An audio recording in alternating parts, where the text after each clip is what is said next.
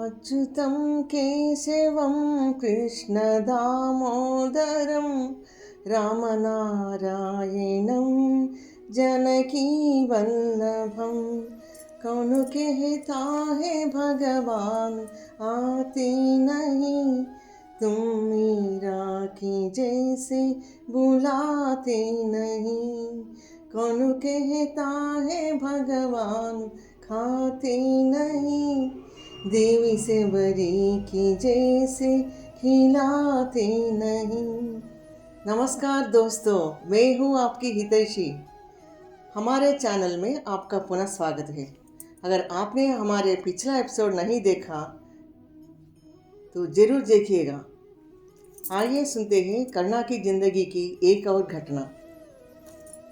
जब करुणा 11वीं परीक्षा की तैयारी कर रही थी, तभी गरीबी की वजह से उनकी घर की बिजली काट दी गई। जैसे हम सबको पता है, करुणा बहुत जिद्दी थी। उसने अपने परीक्षा की तैयारी घर के सामने की स्ट्रीट लाइट के नीचे पूरी की थी। उसी दौरान मच्छरों के कारण सफ़ेद चादर ओढ़ के स्ट्रीट लाइट के नीचे पढ़ाई कर रही थी। सुबह 5 बजे पड़ोस की काम वाली उनको देख के डर के चिल्लाई।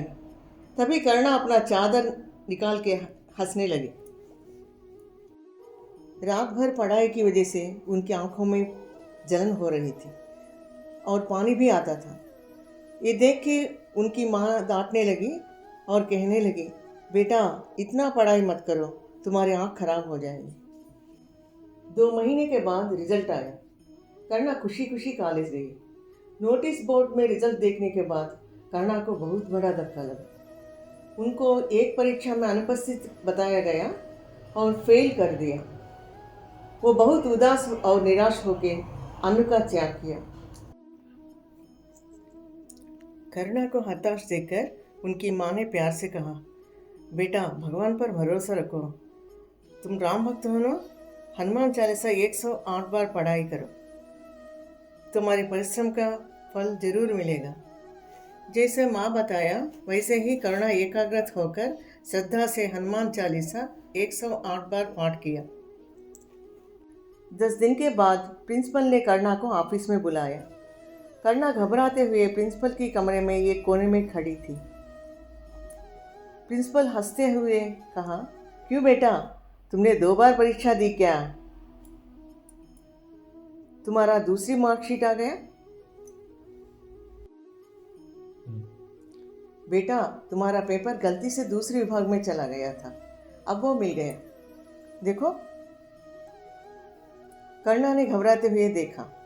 देखने के बाद खुशी से पागल हुई, क्योंकि परीक्षा में प्रथम क्रमांक से पास हो गई। प्रिंसिपल को थैंक यू सर बोल के घर आई और सबको मिठाई बांटी। इस घटना के बाद करुणा की भगवान पर श्रद्धा और विश्वास और बढ़ गई। ये घटना उनकी मन की भक्ति और विश्वास की पहली सीढ़ी बन गई। बताइए दोस्तों, कैसी लगी आपको ये सच्ची घटना?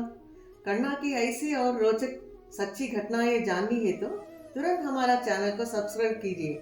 हंसते रहिए, खुश रहिए, फिर जल्दी मिलते हैं। मैं आपकी हितैषी।